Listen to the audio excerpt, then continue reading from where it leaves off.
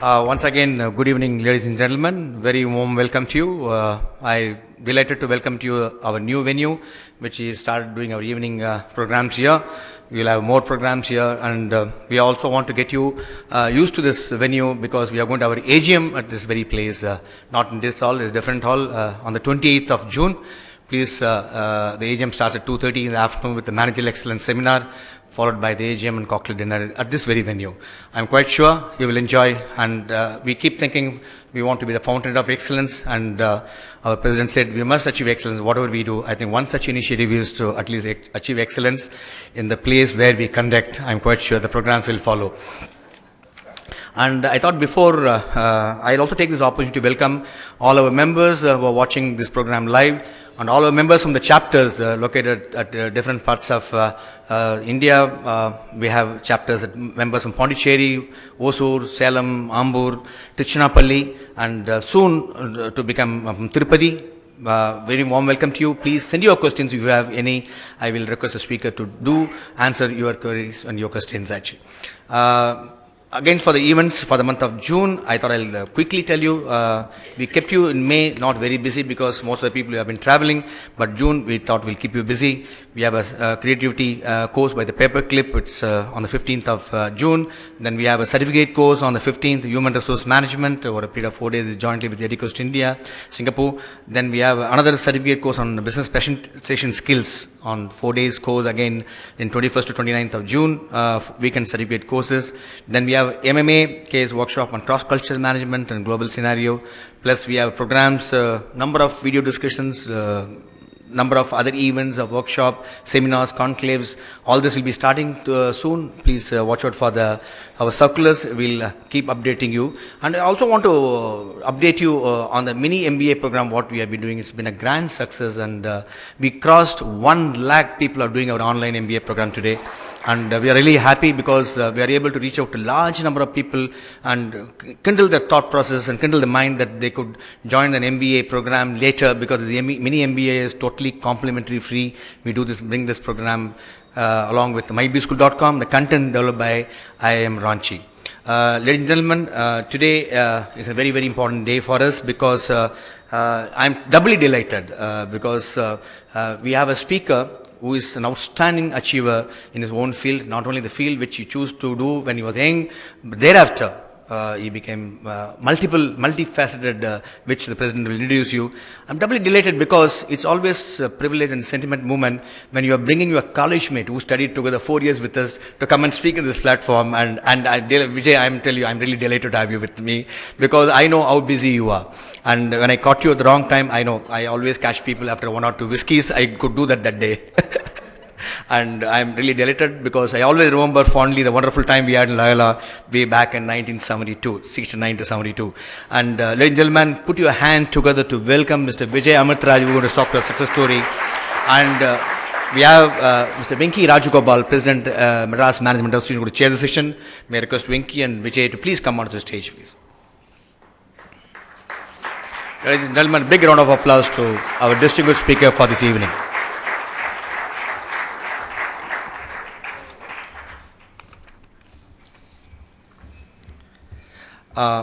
Before I call upon Venki Rajagopal to take it further, because there are so many anecdotes about Vijay. I remember when you sit in the class, the day he comes, it used to be a big celebration because he used to come to classes once in 6 months.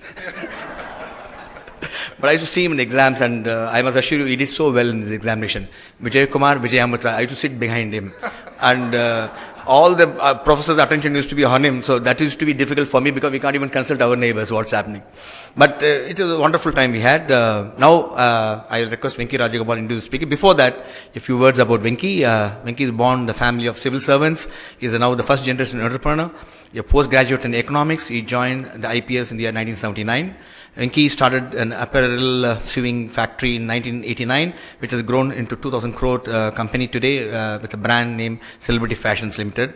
In the year 2000, he launched brand in India in the name of Indian Terrain, which is today grown to be the truly national brand with its presence firmly established across the entire country and has been recorded sales of more than 220 crores last year. He was a co-chairman of CII National MSME. He is CII Tamil Nadu. He has been a captain of Kodaikanal Golf Course, very keen golfer. But I never had the privilege of taking money from him, but he never plays with us. He has been associated with MMA in the last 4 years, and is the president. And he's been a truly outstanding supporter of MMA and his activities. You could have seen MMA, the way we grown from in terms of our activities, in terms of achieving excellence, in terms of our presentation. It's all the credit goes to the president. Over to Mr. Venki to introduce the speaker.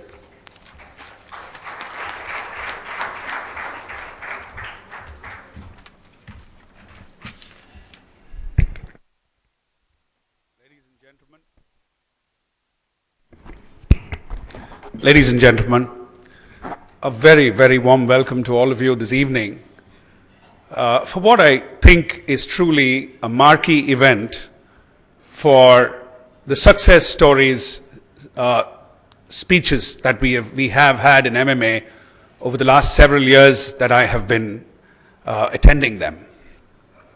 At the very outset, I must confess to you all that I'm feeling a little overawed at the moment at having had the opportunity to sit alongside someone who's been one of my all-time sports favorite personalities.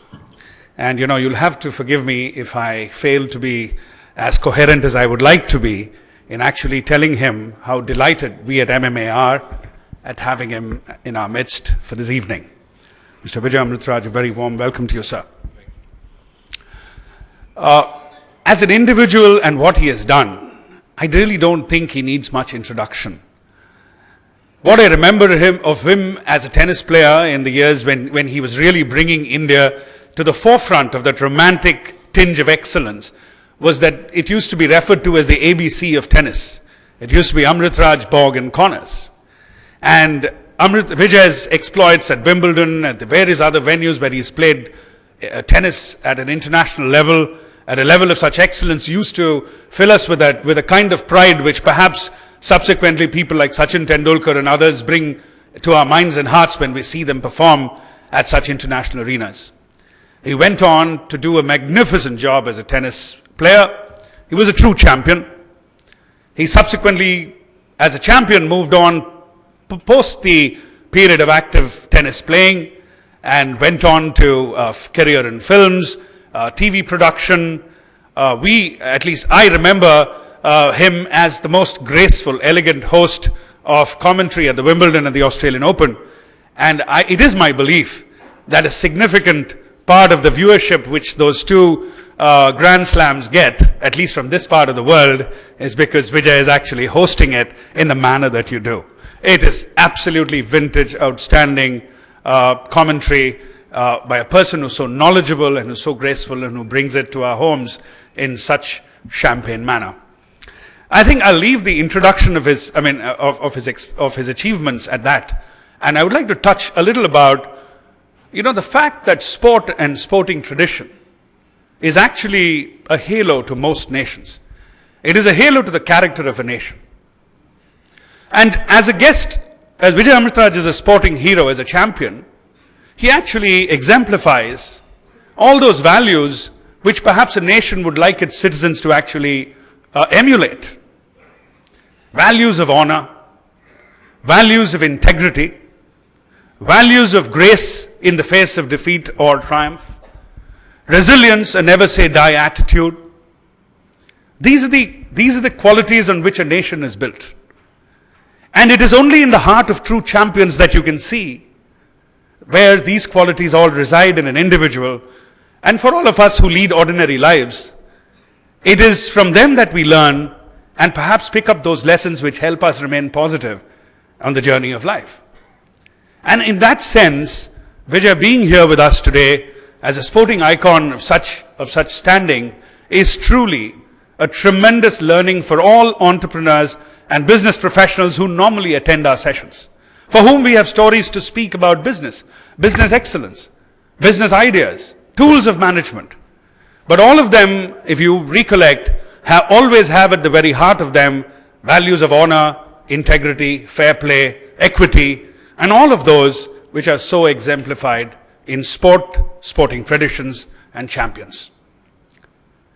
And it also sort of is poignant moment in the time of our nation that we are at a time which tells us that sport is such a majestic platform. And every now and then its majesty is sought to be sullied by random elements which happen to be the negative of our life too. And what sport teaches us is it is in the effort you take, the endeavor that you make to overcome that, lies the majesty of the way you live your life. And whenever sport is sullied in any such manner, it is sentinels, knights such as him, who've upheld such tremendous traditions of sport, who come to its rescue and in one stroke, in one moment of the way they've lived their life, completely dispel any cynicism and restore back to us the faith that we have in sport, sporting traditions and sporting champions. And that's how it will be, and that's what will generate future generations of champions and championships. And what we have to learn from his story today, at least for me, is how do we practice some of these qualities that he has so exhibited through his life, through his various endeavors, and perhaps not in tennis, but in the ordinary realm of a real life, we too can emerge champions in what we do. Thank you all very much. A very warm welcome to Vijay. I won't stand between you and him, ladies and gentlemen. Mr. Vijay Amritraj.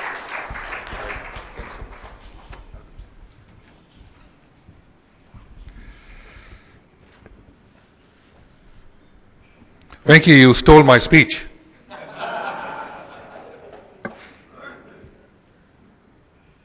Vijay Kumar, thank you for having me here this evening. Venki, great to see you. And all of you, very much appreciate you being here this evening to hear from me, and I hope you will not go away disappointed.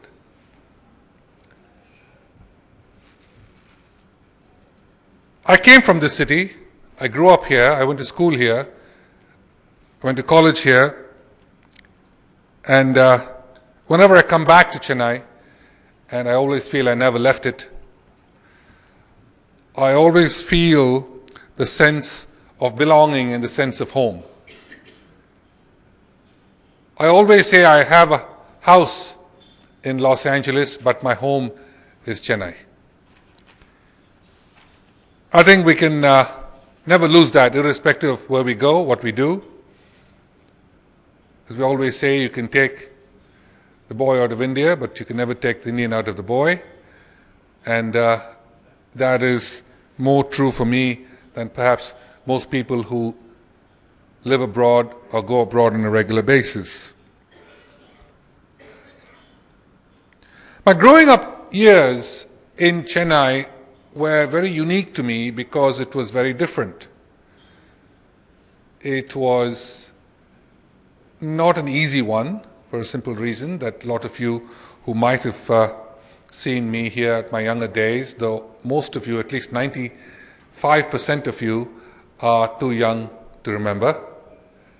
There are a few people who might have seen me in my younger days, but I grew up in being unhealthy, and the reason I started playing tennis was simply because I was unhealthy, and the doctors advised me to play an outdoor sport and encouraged me and induced me, and with my incredible parents that I've had, and especially my mother, got involved in a sport that was supposed to get me through school, that was supposed to get me through college, that was supposed to get me a job. And that was what it was meant to be.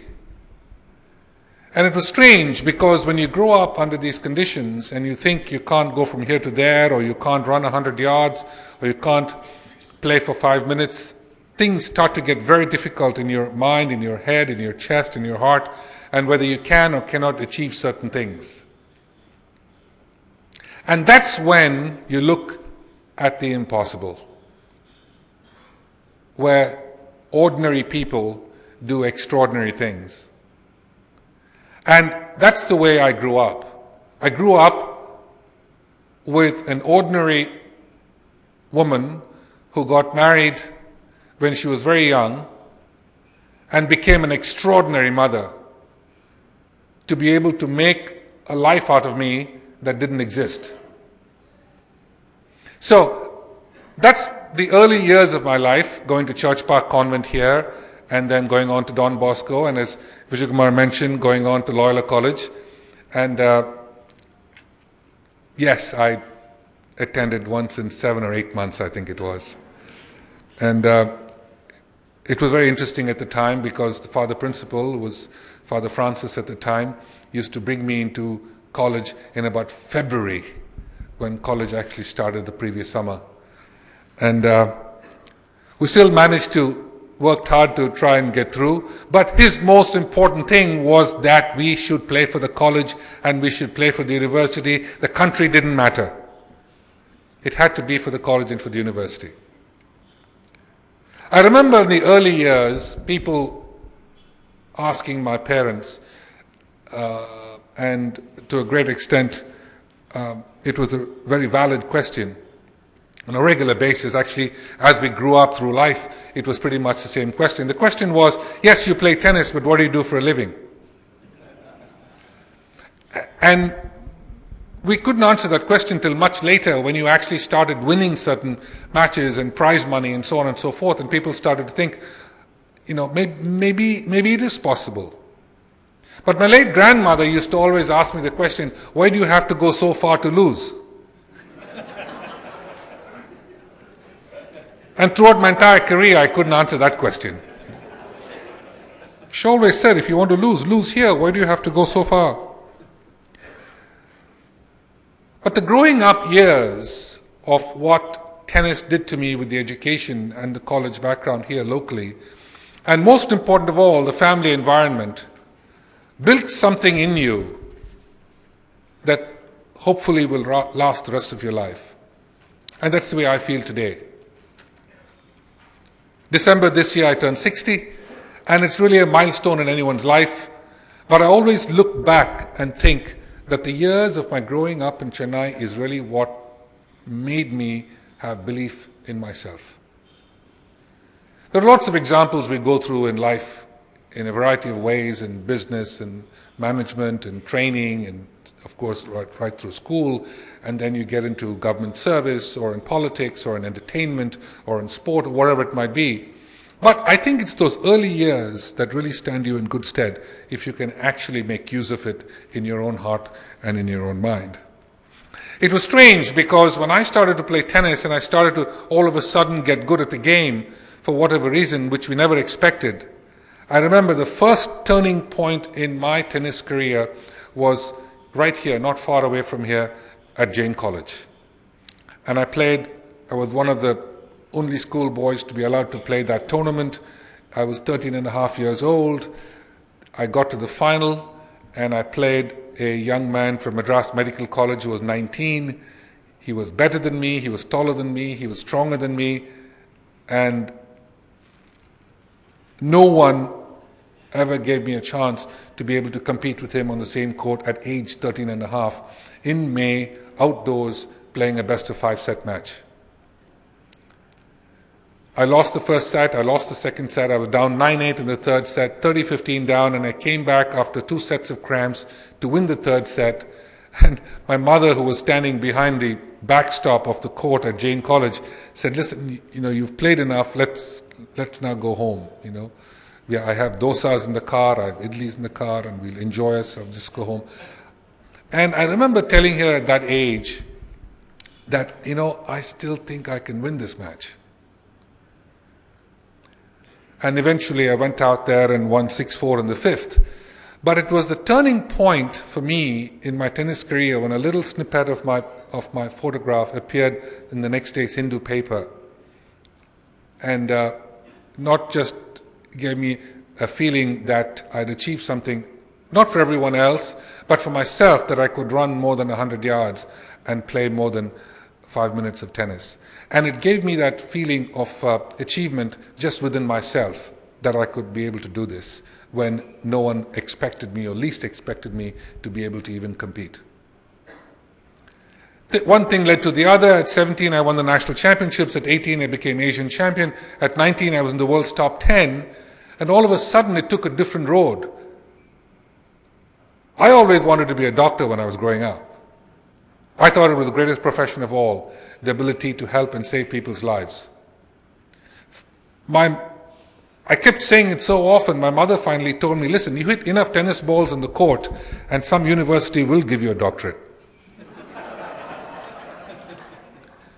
And she was right again. My tennis career took off at that point when all of a sudden now I'm competing with the best players in the world and were not willing to settle for second best. We could not afford to be an also-ran. We could not just settle and say it was okay to play a good match and lose. We had to come out winning. We had to be the best that we could possibly be. The late Avery Brundage once said, he was a legendary chairman of the International Olympic Committee, who once said, it's not the winning that counts, but the taking part. And of course, we in India take part in everything. But the legendary coach Vince Lombardi of the Green Bay Packers in the US said, winning isn't everything, it's the only thing. And that's what the West tends to follow. And when we look at these two adages that reflect so much, not just in sport, but in business as well, we compete, we work, we try, we change, we compromise, we do things that are necessary to bring out the best in yourself and the best in the company or the best in your management team that you represent and you look after, to be able to put out the best product that you can possibly put out. In my case, it was myself. In my case, it was a product that I was putting out, which was tennis. Do all the right things that puts out the best product. Reinvest in yourself that can make you a better person and a better player and a better and a greater champion. Those are the things we try to do to ourselves. And the clear thing about sport is there's no gray area. It's black and white. You win or you lose. Unlike a team sport, individual sport is a lot different. It's you and the other guy. You can have 5 guys on the team up in the box, but they can't do anything. I remember Goran Ivanisevic, who traveled with a coach, a trainer, a dietitian, a doctor, even a priest.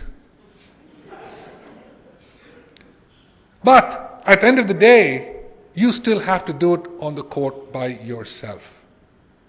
And there are certain things that influence you in these things, that put you into that headset, in that mindset rather, to actually end up performing at your best. What brings you to that point? The first, of course, is the desire. Do you actually have the desire to work? Do you have the desire to actually play this game? Do you have the desire to be the best that you can possibly be?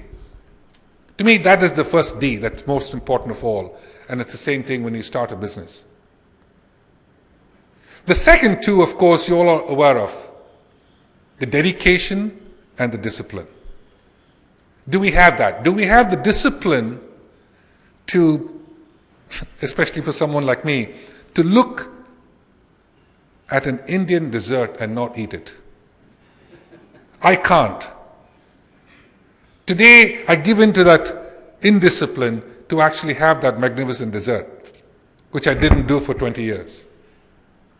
The discipline and the dedication to be able to work and look your best when you get out there to play. The fourth D, of course, is the determination. Do you have that kind of determination that you're not going to take no for an answer? It doesn't matter whether you're down 5-1 or 5-2 in the fifth. It doesn't matter when your legs are buckling under you. It doesn't matter the fact that you've lost so much potassium and so much salt that you're going to cramp up after the match. It doesn't matter what happens. Do you have that kind of determination to go the distance and then some? Which is why I say it is ordinary people who are demanding of themselves to do extraordinary things.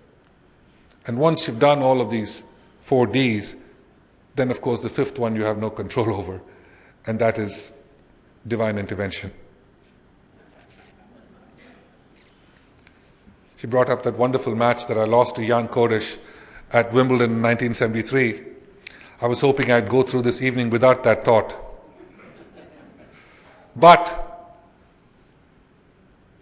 if I look back at the tape of that match, and say to myself, could I have done something different to have won this match? Or playing Borg at 79 at Wimbledon, a similar situation.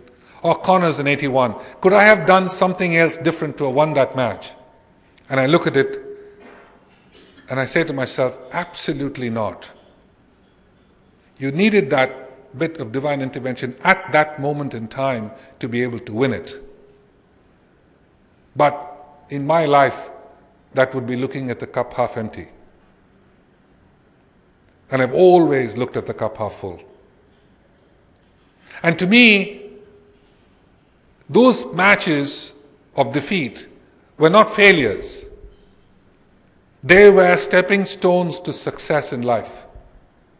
They were stepping stones to make you a person that you can actually do something with your life, where you actually learn from building of that ability and character, what it does to you when you lose. It doesn't give you the same impetus when you win.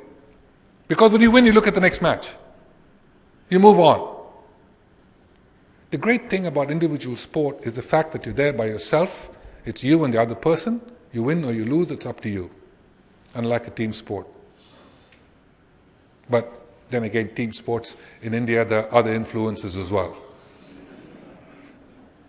But what I'm trying to draw an analogy with is the fact that the greatest, and as Venki rightly pointed out, the greatest purity comes in sport. Here, it is only how high you can jump, how fast you can run. It is not the color, the creed, the ethnicity, the religion. Nothing comes into being. It is only the pursuit of excellence. When Usain Bolt beats the 10-second mark every single time he runs, the only thing he wants to do is to make sure that Tyson Gay is looking at him from behind. And it is no different when any of the athletes, you see them playing, or you see them driving a car, Michael Schumacher driving a Formula One, or Roger Federer playing tennis today, or Tendulkar hitting a century. It's all the same thing. You want to be able to perform at your optimum, at your best, way above the rest. And who are you competing with? You're actually competing with yourself. You're competing with yourself to be the best that you can be. Don't lose a day, because that day is never going to come back. Make use of the day and feel when you go back to bed at night, every night, that you look at yourself and say, before you go to bed, that you know what? I did the best I could possibly do today. That's what sport teaches you. To be able to try and achieve certain heights that perhaps is not quite clear enough in life. In 1987, I was towards the end of my career, and we played Davis Cup against, in 86 October, we played Davis Cup against the then Soviet Union, and we came through in that match comfortably in Delhi. And then the next 87 opening match against Argentina in New Delhi, they had two players ranked in the top 20, one ranked 7, one ranked 16. And their doubles team were the third best doubles team in the world. They were by far the superior team to us. I was 34 years old, almost going to be 35 or something. My dear friend Ramesh Krishnan from our own Chennai was ranked, at that year, ranked 48 in the world. My brother was half retired. So we basically had half a team to play these guys in Delhi in the summer. I was also playing captain at the time. This is where a group effort comes into play, where you can actually pull the team together with a camaraderie and an effort that makes the entire unit one. And you work as a cohesive unit to put out your best product, in this case, for the country. Opening match, Ramesh loses to Martin Haiti. We're down love 1. I come on and beat Horacio de la Peña, who was ranked 16, over a 3.5-hour match. So we won match all on the opening day. The second day, Anand and I go out to play doubles. We lose 8-6 in the 5th. So 4.5 hours into the match, in scorching heat, we lose 8-6 in the fifth. Very touch and go. We're down 2-1 going into the last day. And the guy I was due to play on the final day was 21 years old, and he had the day off. He had the Saturday off.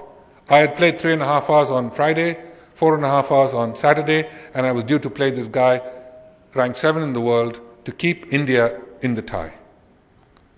So he wins the first set 6-3, he wins the second set 6-3, he's up 3-love 40 in the third set. People have started to go away because it's another wonderful defeat for us. The crowd starts to leave. I slowly pull myself together, manage to squeeze out the third set 8-6, and we go into the locker room for our 10-minute break. I go in the locker room, and my whole team is in the locker room with me. They realize that I'm completely exposed physically. I've lost 11 pounds in weight. The doctor checks me out and says, I cannot allow you to go back out on the court because it's unsafe from a physical standpoint. The manager tells me, you've played very well, India is so proud of you, just let it go, we'll go home and we'll be fine. Come back another year. This is the moment where there is that road that branches off two ways in life. You take the one that's available and comfortable, or you choose that path where it tells the difference between being good and great. And we always say, and as the great Billie Jean King said, every challenge is an opportunity, and pressure is a privilege. Not everyone is afforded this. You don't get these chances, these opportunities to come up every day of your life. So I said to the team, keep the oxygen tank close to the court, keep the ambulance close by to the center court. The only way I'm coming off that center court is on a stretcher. So I went back onto the court. I was down 2 match points in the fourth set and ended up winning 6-2 in the fifth.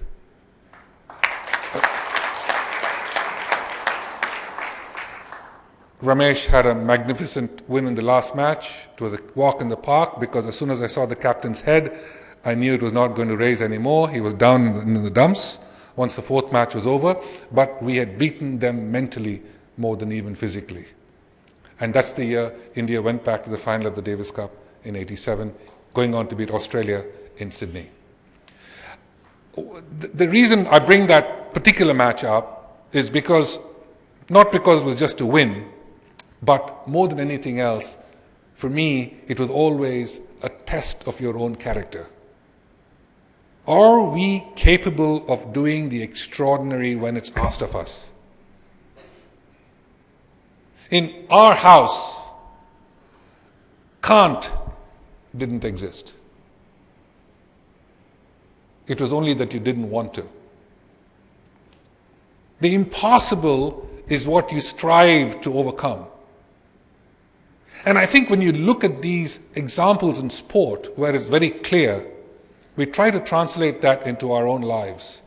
And it happens to us every day, irrespective whether it happens to us in family, within husband and wife, within parents and children, children and grandparents, association with your colleagues in work, your community, and eventually the state and the country. It all starts at home. And are we able to live up to those expectations every day? And that is one of the hardest things that we face in life because it is such a gray area. As a friend of mine said, when two people have a disagreement, there are always 3 opinions. Yours, his, and the right one. So it's very difficult to look at it sometimes when we come off of a sport and we look at it and we think, this is so unclear to me. Because in sport, we just decide. If it's 6-all, it's one tiebreaker, and that's it. But unfortunately, that's not the case in life. I like to draw that analogy because that's where we built our character. And that's where we're able to expose it to what you're doing either in business or in life. I just feel that if everyone can participate in a sport, irrespective of age, if you can make sport a part of your life, kids today running with backpacks that are heavier than themselves, trying to go through school and coming back and then immediately going into tuition classes and then doing tons of homework before they can go to bed and run back to school again the next day. Education is absolutely vital. But to beat the kid over it every day, morning, noon and night over his head, without giving him a chance to expose himself physically out on the playground, where it actually enlightens the guy, is a real drawback. And I think we certainly have to address that in India to a great extent. And more, when I speak to schools and colleges across this great nation of ours, I always notice that the complaint is that the kid is being broken down in the school and he's not able to do what he wants to do in a sporting atmosphere.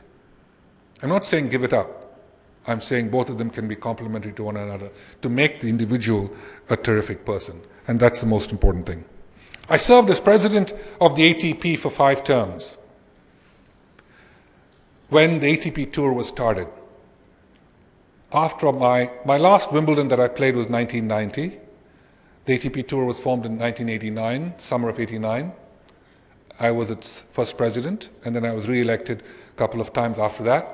And we went on to do great things on the tour because, again, of the understanding of people. We have 85 tournaments in 60 countries, so we have to understand every one of the needs of these various countries that needed. What Stockholm needed, Sydney didn't want. What Tashkent needed, Tokyo didn't want. What Bombay wanted, Boston didn't need. It was just a different conglomerate of countries and places with the sport that we had to manage in different parts of the world to give every community and every country what they wanted. And again, that gave me a great education to the dealing with people. But at the end of the day, I always come down to a simple fact that what is needed in these various cities of the world is pretty much the same. Families want the same thing. Kids want the same thing. Health, to be looked after with good health, good education, the health care that they need to grow up, the supplements, the vitamins, the thing that they need for a good and healthy life. In our country, for example, good clean drinking water, is it available all across every village in this country? It is something that are basic, that we need, and some things that we all as a community have to continue to help, and to a great extent push both our state and central governments to be able to make that valuable. We can always be a growing country, but we will not be a grown-up country unless we're able to take care of the ones left beneath us as well.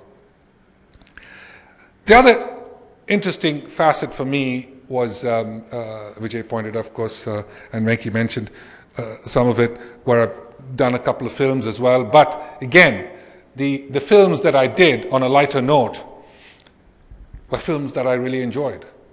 Who does not enjoy a James Bond film? Who doesn't? Look at the women in this thing. It's unbelievable. Don't you agree, Venki? Yeah, thank you. Thank you. I just found one guy agreeing with me. That's why I pointed out to him, you know. But again, or I did a Star Trek movie. I did 2 franchises that taught me so much of what the world thinks of film. And again, it gave me a chance to understand a completely different facet of business in a different walk of life. And it gave me a chance to understand the industry from both sides of the spectrum. Same thing with television across the US. I did a lot of television shows that were sitcoms, what we would call situation comedies in the US, with a live audience and the delivery of lines and the comedic lines and how to be able to attract the audience to be able to draw that applause in with the timing being absolutely perfect. And they're not simple things. It's something that you learn as you go on as to when the people watching you can actually enjoy themselves. Today, I translate a lot of that into, as Venki pointed out, in my role as a presenter and a commentator on television, which I've now done for 21 years, it gives me a chance to not just look at sport from the couch, but at the same time give the audience something more than just a sport. To see if it's possible to be able to draw in a viewer who perhaps is not watching tennis at this time. How do I bring in a person, a male or a female, who's not interested in the sport in the house? If there's 4 people living in the house, family of 4, 2 people are watching tennis, 2 are not. How do I bring them in? If there's a young boy at 18 years old, I can make sure I give him Maria Sharapova's number. Immediately it brings him in. Correct? Thank you. I mean, it just makes sense. Similarly, if there's something else, there's an animal lover in the house. I can tell you where Anna Kournikova's dog had dinner last night. Just to give them a little bit more than perhaps what they're watching and saying 15:30, or Federer had a beautiful shot, or Rafa Nadal's physique looks fantastic. So let's give them something more, and that's my sort of feeling about commentary on television, especially when you're doing a sport for a long period of time. 8-10 hours of live television is not simple. Concentration is very, very, very high on a constant basis. And certainly, as soon as you make the first mistake in whether it's a statistic or anything else that you might say, an email comes right in. That's the one thing I don't like about the internet. It shows up immediately. And then they decide how many hits on YouTube you've gotten. This is the amazing part of it. You know, 30 years ago, we didn't bother about this. We had great crowds at tennis matches. People came and watched, enjoyed the tennis. You served 3 double faults. People forgot about it, unless you remember matches they've lost, you know. But on the other hand, today, those errors are magnified 10 times over. You know, I'm sure the moment I make one big gaffe in this speech tonight, I'll hear about it from California tomorrow. 100%. So all I'm saying is that there's a microscope on all of us today, irrespective of whether you're in the public eye or not. You're constantly being followed some way or the other. And there are things that we see on television that you never would have dreamt of seeing 25 years ago. And everything today is a news bite. Everything has to be told immediately. It has to be juicy, it has to be interesting, and it has to be 30 seconds. That's to a great extent its danger. Our attention span has dropped down to such an incredible low. When you go tomorrow to make a presentation, if you are attracting a venture capitalist today from this part of the world, and you go out and you make the presentation, you better be good in the first 30 seconds. Because that guy is not listening to you in 5 minutes. It's what in America we would call an elevator pitch. You've only got that time by the time it gets to the 10th floor to be able to call it. But, you know, at the end of the day, certainly you do what makes you feel good, but you also in business have to tailor yourself to make sure that you're getting the message across in the right possible manner, where the person who you're selling something to has the ability to look at you and say, you know what, this is a person I want to do business with. It's not just a product, not just a story, but it's that person who I want to do the business with. And today, that's where investments are coming into. People are investing in people, not just in a product. Yes, you've got a good team. Yes, you've got the right product around you. But at the end of the day, the guy wants to be made sure that he is the person who's driving this business. My whole life then came around a full circle to where I am today, with having served the United Nations for 7 years as a messenger of peace. 2001 February, the former Secretary General of the UN, Kofi Annan, appointed me as a messenger of peace for the UN to represent him and the United Nations globally, alongside Muhammad Ali, Luciano Pavarotti, Michael Douglas, and Elie Wiesel, the Nobel laureate. And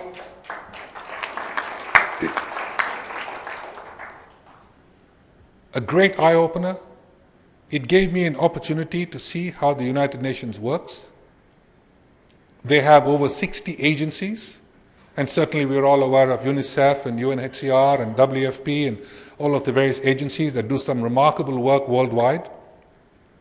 But to actually go on the ground and see what they do. My first visit to a UN-related project was to visit the city of Bhuj in western Gujarat 48 hours after the devastation of the earthquake.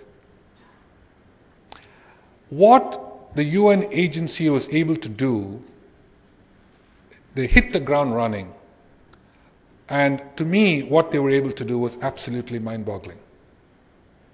They were able to transform that city back on its feet again without knowing the terrain, without knowing the language, so many occasions, just living on a cell phone and being able to crisscross this city that was just full of mangled dead people, and to be able to look at the city and say, how we are going to rebuild this back again, put them on their feet. To me, that was an outstanding effort. It opened my eyes to do more work with the UN and the various UN agencies. Gave me a chance to visit parts of the world that I never would have visited, even in my playing days. It was not going to London and Paris and New York and Melbourne, but it was to visit the smaller places where you're actually able to see what the UN agencies are doing. I visited displaced villages in northern parts of Sri Lanka. I visited countries after the tsunami hit us in Asia, and to be able to see the growth of it. The advantage we had is, what we could do is we were able to visit these particular places, see what the agencies were doing, how they were cooperating with the local governments, and what the UNDP was doing with them, and then tell the public through the press, where we got such amazing coverage to put even more pressure on the local governments to be able to work closely with the UN so that those people's lives would be made better. And that, to me, was a godsend. Because as I grew up, and it took me back in time, 40 years, to the time I was growing up, to be able to look at myself and say, this is what I really wanted to do when I was starting to play. I didn't realize I would come a full circle and my career would take different turns before I finally ended up working with the UN. 7 years of working with the United Nations, it gave me a great opportunity to not just understand the UN and its work, but also realize how crucial they are for social causes. What we see and hear about the United Nations on a regular basis is the Security Council, is there meetings in Geneva, and the fights between countries, and all of this stuff that we hear on a constant basis. That is perhaps the most minuscule part of what the UN does. The UN agencies are brilliant. They work on shoestring budgets. And the real people are the ones that I'm talking about when we play these great big matches and we draw the analogy and we look at these people on the ground in Bhuj or in Phuket or in Aceh in Indonesia and so on and so forth. Just ordinary people like you and me doing extraordinary things to be able to once again put the lives of those people back on their feet again. That is extraordinary stuff.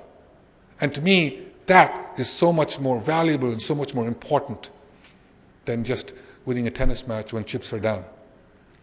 So when my term at the UN finished 7 years after my being there, which was a wonderful education for me, 7 years at the UN, it gave me an opportunity to then launch my own foundation in the US, and we launched it in California. It was actually 4 or 5 of us friends coming together after a bad round of golf and drinking some bad wine as well at the time. And we decided we were going to start this foundation and maybe help send some money to India to go and visit the charities ourselves. And we had no idea what we were doing. We were not professionals in fundraising. We were not professionals in charity. We were not professionals in donations. But we decided to do events and let the people know this is the event we're doing. Would you like to come? I'm not going to come and ask you and bother you for money. All I'm going to do is put out an event there, and would you be interested in coming? And the first event, which was 8 weeks since we launched the foundation in Beverly Hills, we had a magnificent black tie gala. We had 250 golfers for a golf tournament the day before, and we raised enough money to start supporting causes in India. We decided we were going to support the causes that were the smallest ones that don't have the ability to raise money, and ones that don't have the ability to raise awareness for their programs, so that every dollar would make a difference, and all of us are able to visit these specific causes and see the difference we're able to make.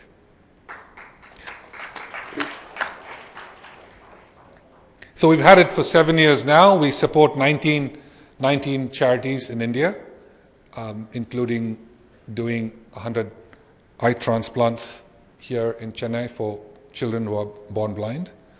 And it is just the most amazing gift to be able to see the parents after the child has received sight. Similarly, across the country, in Bangalore, in Cochin, in Nagpur, in Gurgaon, in Madhya Pradesh, we're across in about 19 causes. Now, again, it's very difficult to get these things done out of the States, because when you have what they call a 501c3 in the US, which is like our ATGs in India, you need to support charities in the US, and we don't. All the funds that we raise basically come to mandated for India. And I was very fortunate because we have a strong advisory board, and the first person I went to was President H.W. Bush, the 41st President of the United States, a close friend of mine, and he immediately agreed to be the chairman of my advisory board, which he is. And we've had some good people, President of Sony, President of Disney, and so on and so forth, on our advisory board to be help and guide us into what we are doing for India. Overall, for me, I feel that my greatest education came from my sport. It taught me every little thing I do today in life. And I do a lot of different things which I enjoy doing. I enjoy doing, some make money, most don't. But I enjoy doing a lot of different things. And I think it's important for my two sons, who are now 29 and 25, to be able to see and hopefully learn from example. I don't want them to clearly make the same mistakes I made. They need to make the mistakes of their own, as we all know. Because as we all know today, the composite of a family is becoming more and more difficult. How do we keep everyone together? India 25 years ago, 30 years ago, was a completely different country when I first left here to go play my early matches. But today, India is very much a part and parcel of what the globe is all about. And we have to be the best. There's no question about it. Like this hotel right here. This hotel is by far, for me to stand up and say in front of you that this hotel by far can only be created because it's the best hotel you can find. This is the best property you can have, not just in Chennai, but across this country. And we have these kinds of properties across the country because the founder of our group wanted it to be the best. He had a vision to be the best. Not willing to settle for being just the 3 and 4 in the country, but we want to be the best. And we provide the kind of hospitality, the kind of service, the kind of luxury, the kind of ambience, the kind of atmosphere, but at the same time, it is Indian. It is Indian, both culturally, socially, and from the heart. So the hospitality comes from the heart. Those are the key and important things. As even when we travel, even when we leave the country in my sport, and we played overseas for so many years, always remember that we are always Indian at heart. You can watch me play in Cincinnati, in Stockholm, in Manchester, in Melbourne, but the people who come and watch you play, some of them will know you, most of them won't. If I'm in the quarterfinals of a tournament with 7 other guys playing in the same field, the other 7 guys don't look like me. I'm completely different in look. So the 4 people who are coming to watch me play that day are going to go away thinking this is the way Indians behave. That's what they come back with to their homes. So in a way, there's pressure, but if you have that inbuilt Indian in you that never goes away, it just doesn't go away, that they will also go away knowing that the country that they want to visit is our country, is home. This is where they need to come and enjoy the kind of hospitality that we have to offer. I can tell you anecdotes and stories across the board for a long period of time, which I won't, because I really want to also hear from all of you to ask me questions or interact or make comments or tell me where I can get better. it's a learning process, like everything else, and as is life. Today, I spend as much time as I can possibly with my two sons because they teach me what modern life is all about. How do I live in the life today?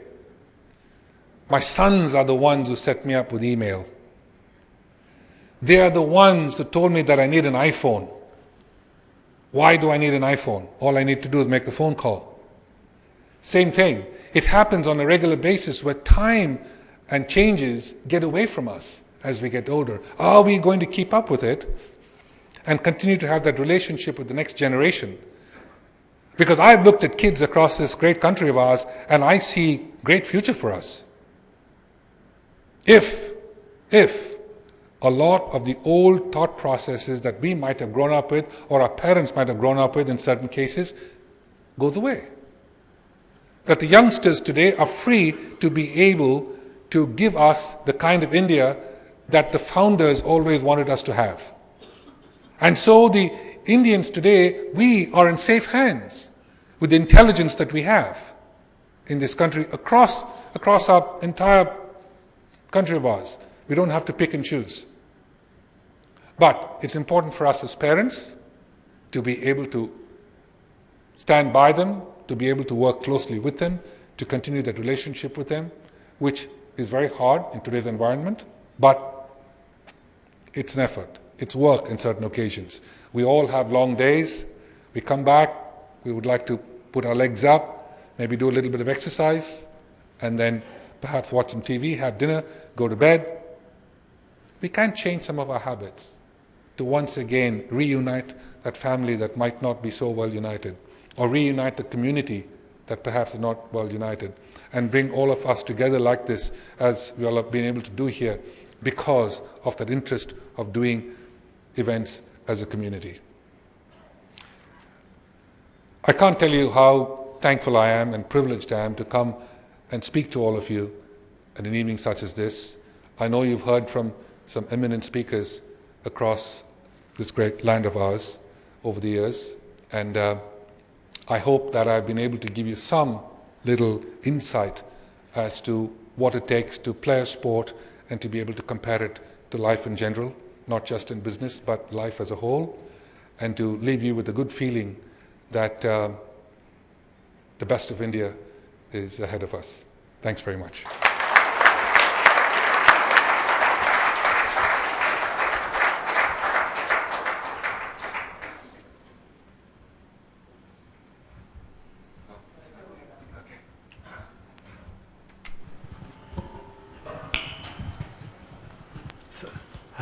A wonderful speech, and I enjoyed your speech, sir, very much. Thank you. Thank you.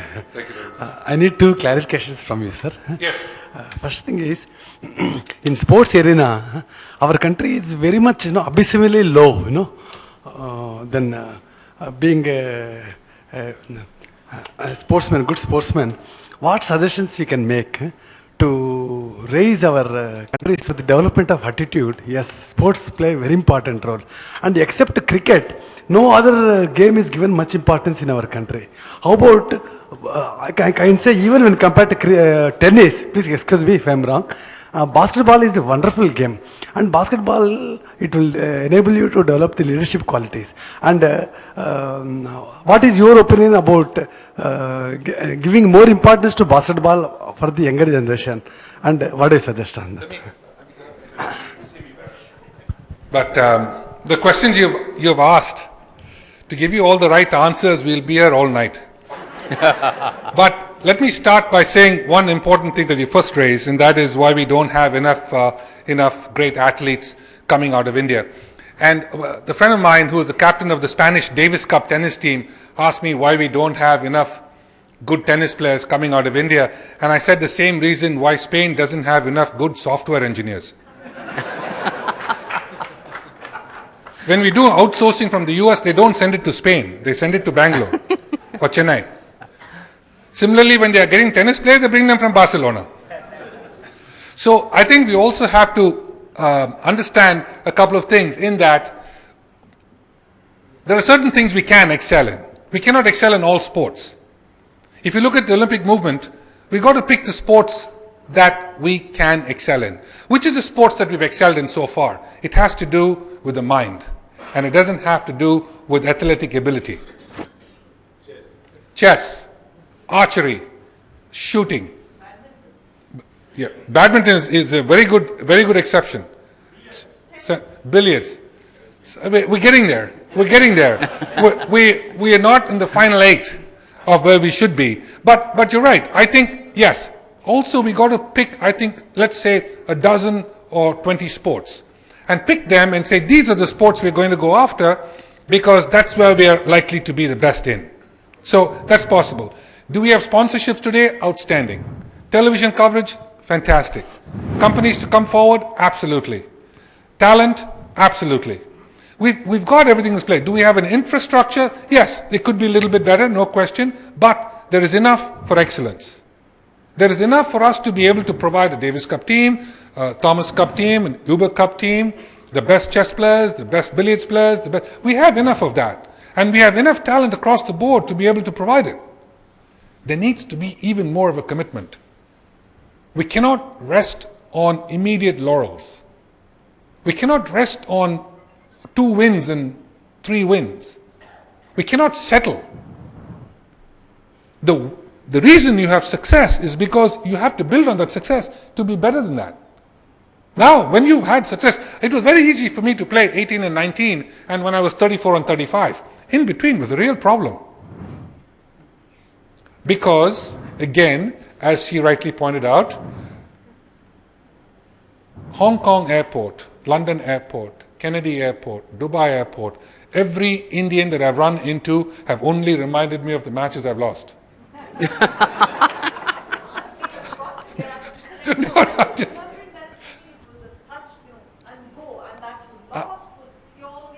unlucky. Yes, it was. No, you're 100%. I'm making light of it. But Kodesh, the guy who beat me, by the way, doesn't make light of it. He reminds me today. Yeah, but he's from the Czech Republic, and he's not very good looking. So, but I hope I answered some of your questions, because we have the ability to do it. And I think we've won more medals than we have over the last every 4 years. But I think we can do a lot better. If China can do so well and Russia can do so well and so on, we have the ability to do it. We just need to be a lot more focused. And an amazing amount of commitment. The problem with sport is there is no guarantee. That's the problem. If you take a family from Chennai, and they've got 2 children, 1 boy, 1 girl, and the boy is 8 and the girl is 5. Okay? I'm sure we all have friends with those kinds of young children. Go into sport at this young age. Don't worry about education. Don't worry about a job. Don't worry about getting married. நம்மள வெளியில போக சொல்லுவாங்க. So we have to be very careful and also understand the culture of India where we are. And we have changed dramatically over 30 years that I played the game. See, in those days, people would ask me, what you play tennis, what do you do for a living? Today, will they go and ask Tendulkar what he's doing for a living? Not at all. I hope we can all be a Tendulkar or a Saina Nehwal or Abhinav Bindra. All these young, wonderful athletes who have done so remarkably well and made India proud. That's the difference of what it is today. But yes, India is changing. It's a very slow change. And the biggest gamble of all is the ability to excel in sport. Unfortunately, that's the biggest gamble of all. If you go to 4 years of college, you're likely to graduate. I was very lucky to graduate in 4 years. But, then you can go on to higher studies, but you're willing to get another degree. But otherwise, it's very difficult to say, put your child completely into sport. But today, times are changing. You can do both to some extent, and I think we will be able to excel. Anyone else? Vijay, this is about winning and the Indian psyche. You quoted Vince Lombardi. He said winning is everything. But to me, as an Indian, My karma says, do your best, forget the result. Your comments, please. See, if you look at the prize money breakdown in the men's tennis, okay, the winner gets $2 million, the runner-up gets 900,000. There's a $1.1 million difference between the winner and the runner-up, even though it might have been one tiebreaker that separates them. Right? There is a reason for that. And that's Vince Lombardi saying. See, you won't remember the runner-up at Wimbledon. But the guy got to the finals. He won 6 matches. He had an unbelievable 2 weeks. So when you talk about sport and excellence, I always talk about winning isn't everything, it's the only thing. But when you play a sport at the highest level, I think it builds character for life. And in my opinion, you win both ways. That's why I think sport is important, not for any other reason. Okay? Yeah. Go ahead. What can MMA do to bring managers, today's managers, we adults, into some sports and increase our managerial abilities? What do you think we should do? You can take 2 questions at a time. Sure. My question is a general question. I just want to know, see, in India you have family support, right, on the whole, at a macro level. But abroad, Western countries, the family support is far lesser. But they seem to be excelling in sports. So how does the country help? Because do you think India is doing enough to help its sport, individual sport, not team sports? Of course, cricket is a religion here, but apart from that, other sports in general. Yeah, you're right. Let's take cricket out of the equation for a moment and discuss the other sports. And you're right, cricket is a religion here. If you take sport in general, I think I've always said this from 15 years ago. I think the honest truth is government should get out of the way and give an opportunity to every company in this country to support a sport or a sportsman. So my point is, give as much as you can by way of deductions. Let's say somebody wants to put 10 crores into a sport. Let's say the CEO of a major company likes badminton. And so he gives 10 crores for the development of badminton in this country. I suggest to take 8 crores, put it into badminton, and put 2 crores into a corpus. Similarly, with CEOs in the top 50, 100 companies here, give us money for the sport of your choice. And take 20% of that and put it into corpus where you can support the other sports that have the ability to give us medals. Let's not just do it to promote the sport, because there are 3 kinds of athletes. The one that plays for exercise, the one that competes nationally, and then the one that competes internationally. If you want to compete internationally, then all gloves are off. You're going to have to compete with the Swedes like they do, and how they practice, how they work out, how they eat, how they train, all of that. Same thing in Spain or France or Italy or wherever, Germany, wherever it might be. But if you actually want to compete nationally between Chennai and Mumbai and Calcutta, that's fine too. Nothing wrong with that at all. But let's make up our minds which way we want to go. Let's not get upset because an American guy came and beat us in Delhi. Because we're only worried about playing within ourselves, that's fine. And to top it all, that's also not important as long as you're doing everything for exercise. We always say a family who plays together stays together. So if a child is growing up and he's able to play cricket with his dad or mom or whatever, or the mom wants to play badminton and tennis and so on and so forth, I think get everyone together. It's great for exercise, great to keep the people together. But I think there's enough sponsorships in this country today to be able to actually generate the kind of champions we are looking for. So there's no reason for us to feel neglected in any way at all. The athletes today have a great opportunity, and in turn the competition is also increased. No question. Yes, ma'am. 1 second. The lady here in front. Yeah. Do backbenchers have a chance? Okay, go ahead. Thanks. Well, Vijay, I'm Ramesh. Hi. I wanted to ask you about one leaf of your life, which is about your association with Rajan Pillai in which you had a pioneering effort of doing something with the corporates in starting Britannia Amritraj Tennis Foundation. And we have not heard about this for quite some time now. So can you throw some light on that great initiative of yours at that time itself? Yes. Thank you. Thank you. When my tennis was going downhill, I always worried about the fact that there was no one after.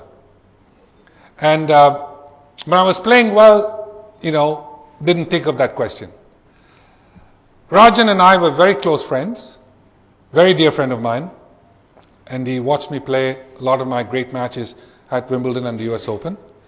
And one day he said to me, listen, I know this is what we've been discussing, why don't Britannia take over sponsorship and we'll pay for anything that's needed, but you come up with the program that can help us develop Davis Cup players after you. I said, great, but there's only one way to do it, is to bring 8 kids from around the country that we can find, the best ones, put them in a home in Chennai, look after them morning, noon and night, and try to provide the best training we can possibly provide. But to do that, the kid had to be between 11 and 8, 9 years old, 10 years old, who in the right frame of mind from different parts of the country will send their young son to be with some family in Chennai for a year, for us to look after them. The only way we could get them to do it was if my mother agreed to run the program. Because she had done it with the 3 of us. And I said, if she accepts to doing it, then we'll accept to do it. Nobody got paid, it was just for the kids. So it was the only program of its kind in any sport all across Asia. The MRF Pace Foundation was modeled on our BAT program later on. They came after us. So we had 8 kids in there. My mother tasted every meal they ate, morning, noon and night. She did homework with these kids through school. She looked after each person's religion and looked after each person's medical needs. The kids who made it from our program, we won 3 Junior Asian Championships and 1 Wimbledon Junior Championships from our program. And most important of all was, for us, the way they conducted themselves throughout their entire careers. They went on to all get scholarships in American universities. 2 of them interned at the White House under Clinton. And they wrote a letter from the White House to my mother thanking them for BAT. That's what put them there. Wow.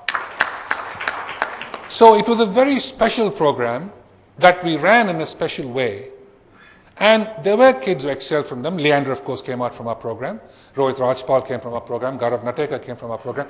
We had a lot of good kids come out of our program. A lot of them went on to foreign schools, came back to run other businesses here, and so on. And I thought it would set a milestone to have others do similar things across the country, which never happened, which is unfortunate. I think there was enough room for a lot of these programs to be across the country. But it was a tremendous association. It was there for, I think, 16 or 17 years till my mother couldn't walk anymore. So we had to give it up. But that's the only positive thing, that on a regular basis, we only had one sponsor the entire 17 years, never looked at another sponsor. At every annual general meeting of the company held in Kolkata, which is where Britannia was based, the biggest pat on the back to the company, to the CEO and to the COO came about the BAT program. So it was a very special thing, and we were proud to be associated with it.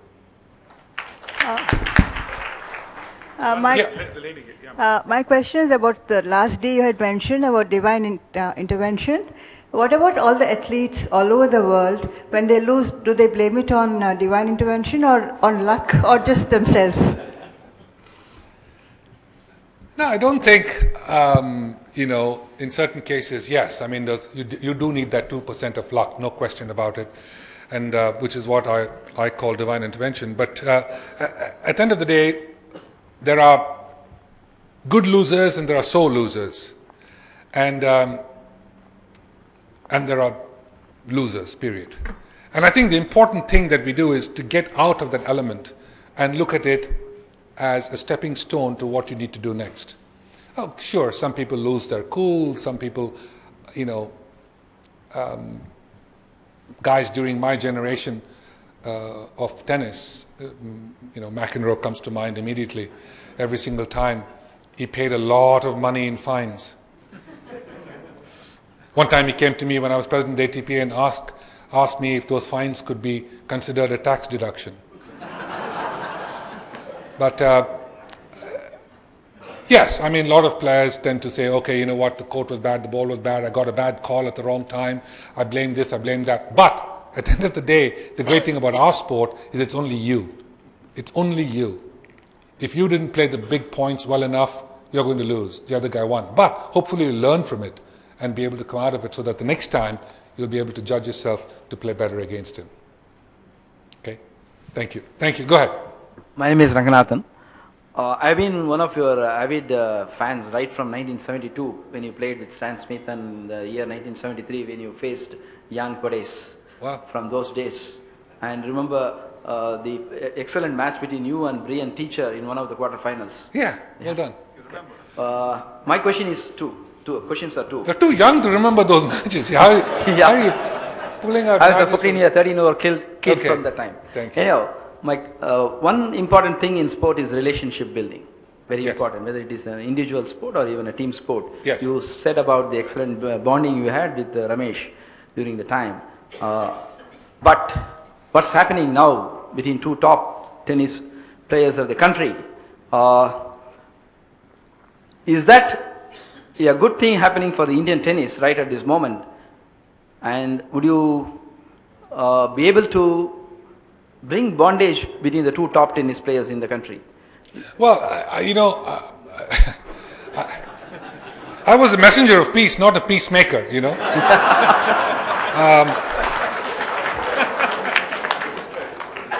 But that's something where the country has been, from fame, it has been just driven down to something of a low level. Now let me address it on a general basis because it's probably more important, whether it's cricket or tennis or whatever it is. Anything that is written negatively about an athlete, whether it's Ben Johnson having been convicted for taking drugs at the 1988 Games in Seoul at the Olympics, where I was a proud torchbearer at the Olympic Games. When I carried that Olympic flame in Seoul, it was a feeling that I can never forget to this day. I almost cannot go to another Olympics because that feeling was so great, and every other Olympics is just going to be a letdown for me. And to think that a fellow athlete of mine at that particular Games brought down the 100 meters, the final. Ben Johnson being convicted. Not recently, not long ago, we see someone like Lance Armstrong being convicted. Now, when you see, right, wrong or indifferent, when you see things like this happen in sport gets a bad name. Absolutely. It's negative. We don't want to see any negatives. The greatest thing about sport is its purity. The ability to jump higher, run faster, last longer. That is the reason we play a sport, because I want to compete against you, you want to compete against me, and we want to see who's better. It doesn't matter where we came from, it doesn't matter what our religion is, what color, ethnicity, and so on and so forth. That being the case, any connection to negativity, whether it's what we see what's going on today in cricket, or whether we see what has happened in tennis, or whether we see anything else in any other federation or athletes or whatever else it might be, we don't need that. We are too busy trying to be the best you can be. All of this just gets in the way. It's like someone coming and giving you some literal diversion in your business. When you're trying to present this great launch of a new product, whether it's a scooter or whether it's a hotel or whatever else it is, and someone comes and gives you some diversion over here that takes everything away, your energies and your sleepless nights, before you can actually present what you're supposed to be presenting. So the general answer is it's negative. It has to be negative. Nothing positive comes out of it. you know, and I think everyone should understand it. Federations, the sports authority, the players, everyone should understand it. No question about it. Thank you. Okay, sure. Yeah, go ahead. Vijay, over the past 3 decades, we have seen this running battle between sportsmanship and gamesmanship. The battle between sportsmanship and gamesmanship, increasingly every sport we see that gamesmanship seems to be gradually gaining an upper hand over sportsmanship. What do you think will reverse this? I think it's a very fine line between, very fine line, and I think I've always said you can be both, where you can be a champion athlete and a great sportsman. Am I dreaming? I don't think so. Do I want to argue every call and do the worst I can possibly do and put everyone off and then win the match? The answer for me would be no. But that would not be the general answer. There are winners at any cost.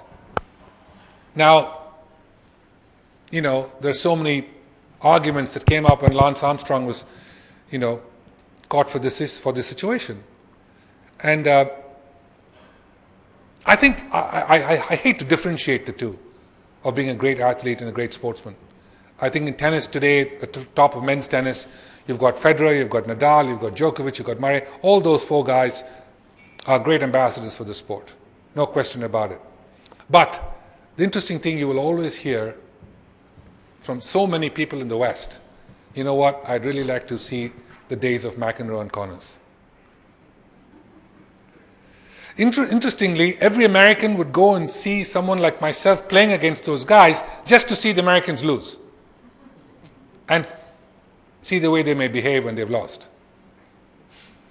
Now, you know, it can work both ways, but I still believe that there is complete room at the top for a Federer, Nadal, Djokovic and Murray. Okay? Yep. Yes, sir. Last question? Yes. Yeah, please. Satish, basically... Someone there is already... Yes. Yeah. Both of you... Yes, sir. I'll just finish it. Satish, brand and marketing strategies. Hopefully, we all been really under the process of transforming by your speech. That is what we really felt. Thank One. you. And tomorrow might be in down the line future, particularly young professionals, entrepreneurs. If we wanted to come to your stage and transform others, among all the challenges what we face, particularly in India, okay, we need not name the challenges. What are the challenges we face? We dedicatedly want to prove ourselves. There are a lot of professionals who really wanted to go on the pathway which you are took. Okay, so what should be the takeaway for particularly young professionals from you today? That's it. Well, Let him, he can also add his question and you can ask together. Yeah. Definitely proud of you, sir. And one thing is,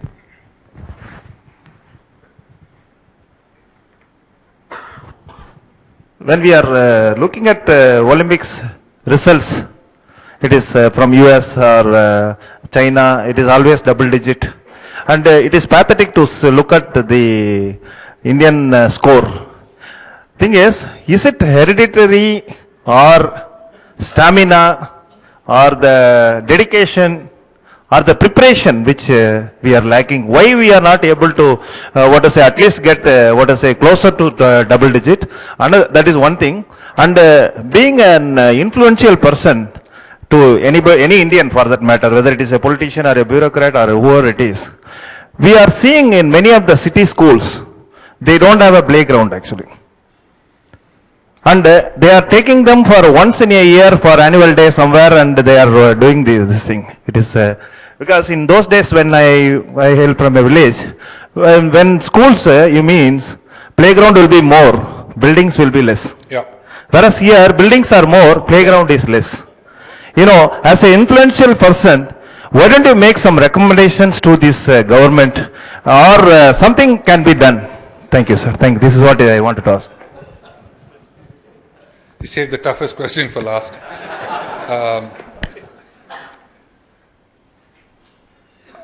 I forgot your question actually. I got caught up with his answer over here. Just give me one sentence, one quick sentence. Takeaway for young professionals? Yeah. Okay, sorry. Well, First of all, the line of profession that you've chosen to go into is no different than mine. None whatsoever. The only difference is a few more people have seen me do what I've done in my work than they perhaps have seen you. But the influence doesn't change. So, if you have influence over children, over your family, over your community, and you're able to spread that within your region, you have done a remarkable job. Remarkable job. That is, if everyone can do that. If everyone takes it upon themselves to be able to give back to the next generation and be able to, it's no different from my in early years wanting to be a doctor. Why did I want to be a doctor? Because I thought it was the greatest profession of all, to be able to save lives and help other people. I had to go through my entire career to come back to the UN and come back to my foundation to be again be able to help and make a difference. Back to where I started. So the influence and the encouragement and the transformation that you can do within your own reach is no different. It's the same thing. But just do it, because it's so important for them, everyone that you're able to touch, be able to see what you've achieved within yourself, within your own horizon. It doesn't matter if it's 4 people, 40 people, 400 people, 5,000 people. It doesn't matter. But to be able to make that difference when you're able to sit down with them, even on a one-on-one. To me, that's very important. That's why to me, children are the most important thing in the world. I'm very good with children under the age of 5 or old people over the age of 85. In between, people ask me questions. So, I think, so just to leave you with that thought, to be able to think about it and say to yourself, you know what, I can in fact make a difference within my sphere. Okay. Coming back to your tougher question over here, I think you're right. It's very important for governments to understand that playgrounds and education of exercise is vital for the child's growth, not just in sport, but in building of his character or her character, and for his or her education. A child who is in front of the books 12 hours a day is not going to be able to gather as much into the head as a child who's in there for 2 or 3 hours and is able to play for 2 or 3 hours. Whatever he or she wants to do. But it's important to get them out on the grounds from 4 to 6 every single day, irrespective of what they do, and eat good nutrition food. It's vital. That's what is going to make our country grow to where it needs to be. And, of course, we have, as I said to you earlier in my address, that we have that 400 million number of people who are living without clean drinking water, no health care, no basic education, to be able to move them up from where their parents lived. The uplift of those people is only what's going to make our country great. Then only we can be called a developed country. It's wonderful to do what we're doing. I think the business houses are doing a great job to be able to lift the economy of this country and the GDP of this country. Has been outstanding. And all of that is crucial as well simultaneously, but we've got to look at the underprivileged who don't have the ability to have what they normally want. You all have been patient, you all have been kind to listen to me for so long. I really appreciate you having me. Vijay Kumar, thank you very much. Venki, thank you so much. And to all of you, a great 2013. And please go away from this thinking that each and every one of you can make such a huge difference to our community. Thank you.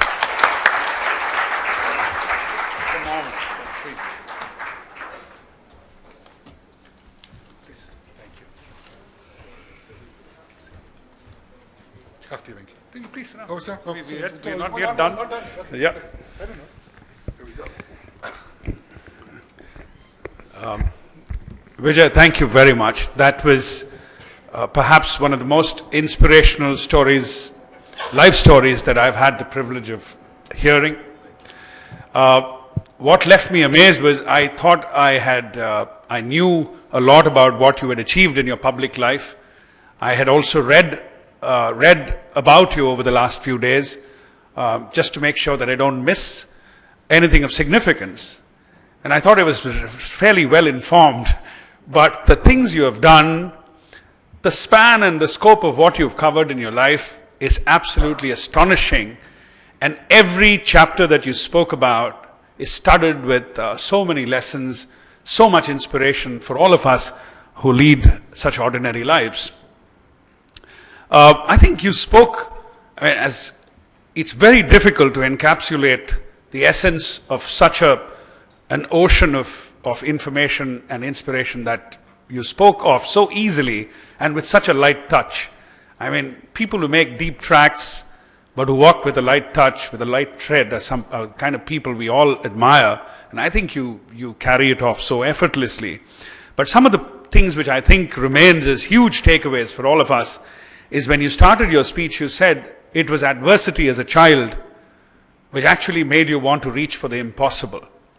And I think adversity is what we see every day, and so many of us just fold up, find reasons to cave in to that adversity, and don't take it as a springboard to action, a call to action which can truly determine, charter a course of life for yourself, which can completely transform the kind of man you are, more than the kind of journey you're undertaking. That was outstanding.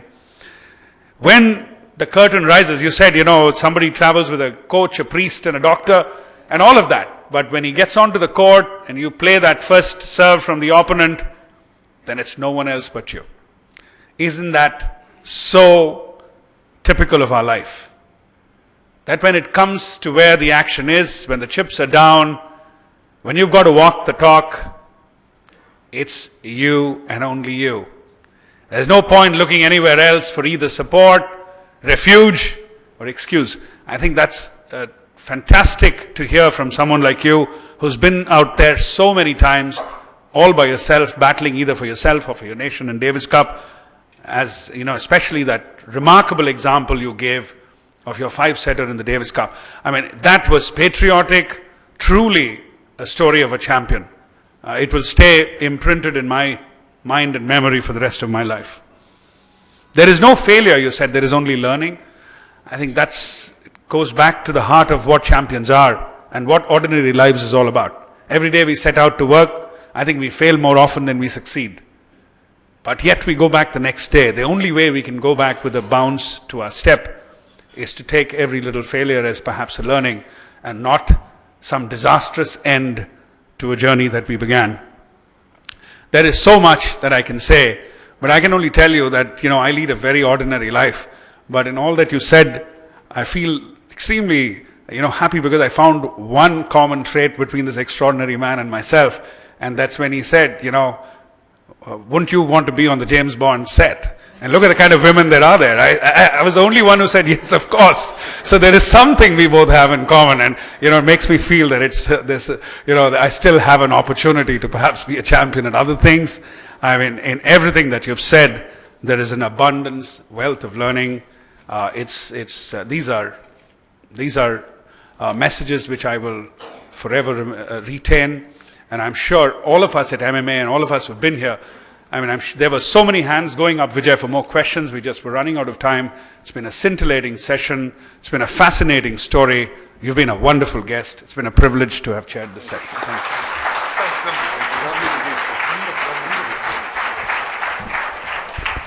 Thank you. Thank you, Venki. It's been a fascinating evening. I think all I can say is we could get Vijay is a divine intervention.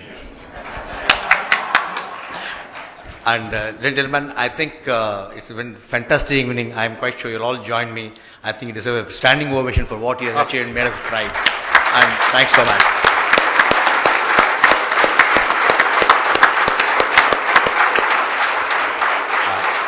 Thank you. You have been a great members of MMA. May I now request the President of MMA to please present a memento to Vijay on behalf of MMA. May I request you to please accept the memento. This is a photograph I want. Wow, look at that. Thank you so much. Thank you, ladies and gentlemen. Look forward to seeing you again on the 28th. And please switch on your mobile phone. We always remind you to switch off. We always remind you to switch on because we don't want you to miss your good, important calls. Thank you so much and good night and till we meet again. Thank you so much.